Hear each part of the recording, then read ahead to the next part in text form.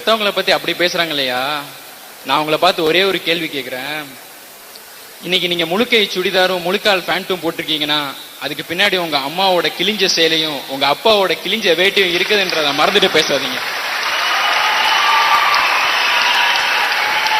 குடும்பத்தை பத்தி இவ்வளவு பேசுறாரு, இன்னைக்கு கட்டவரில் புடிச்சிட்டு நடபழகிறதுல இருந்து நாளைக்கு கட்டையில போற வரைக்கும் உங்க கூடவே வர்றது உங்க குடும்பத்தினர்கள் மட்டும்தான் சார். நீ அழுவதை பார்த்து உன் பெற்றோர் சிரித்த ஒரே நாள் நீ பிறந்த நாள். ஐயா, விஷயத்துக்கு வரேன்.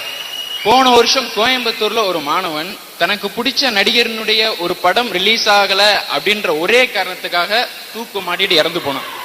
இது நம்ம எல்லாத்துக்குமே தெரிஞ்ச விஷயம். எதுக்கு சொல்றேன் அப்படின்னா, இன்னைக்கு இந்த மாணவ சமுதாயம் எந்த அளவுக்கு முட்டாள்தனமான ஒரு விஷயத்துல அடிமைப்பட்டு கிடக்குது அப்படின்றத நம்ம நினைச்சு பார்க்க வேணாமா? கொஞ்சம் யோசிக்க வேணாமா சார்? இன்னைக்கு யாராவது சொல்ல முடியுமா நான் சினிமாவை பார்த்து திருந்தினேன்னு?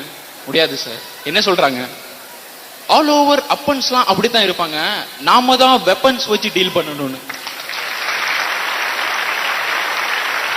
இதுதான் உங்க சினிமா கத்து கொடுக்கிற பாடமா?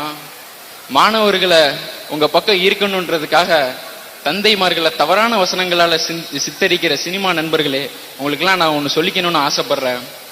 எத்தனையோ துன்பங்கள், துயரங்கள், கஷ்டங்கள், நஷ்டங்கள், அசிங்கங்கள், அவமானங்களை கடந்த பிறகும் ஒன்றுமே தெரியாதது போல் காட்டிக்கொண்டு குடும்பத்தின் மத்தியில் சிரித்துக் கொண்டிருக்கும் தந்தைக்கு நிகரான நம்பிக்கையூட்டும் புத்தகம் இந்த உலகில் வேறு எங்கும் இல்லை, எதிலும் இல்லை. ஐயா, நாம நல்லவனா கெட்டவனான்னு தெரிஞ்சுக்கிறதுக்கு முன்னாடியே அவளோட வயித்துல இடம் கொடுத்தவ அம்மா. அந்த அம்மா சொல்றாங்க, ஐயா டே வீட்டை அடமான வச்சிருக்கோம், நீ இப்படி பொறுப்பே இல்லாம ஊர் சுத்திட்டு வரியேன்னு. அதுக்கு அந்த ஹீரோ சொல்றாரு, சார் இந்த டைலாக் பேசுறாங்கம்மா வசனம், இந்தாரு வாழு வாழுன்னு கத்திட்டு இருக்காத, கழுத்தை நெரிச்சு செவத்துல முட்டி கொன்னே புடுவேன். இதுதான் ஒரு தாய் கிட்ட பேசுற முறையா? இதுதான் உங்க சினிமா கத்து கொடுக்குதா?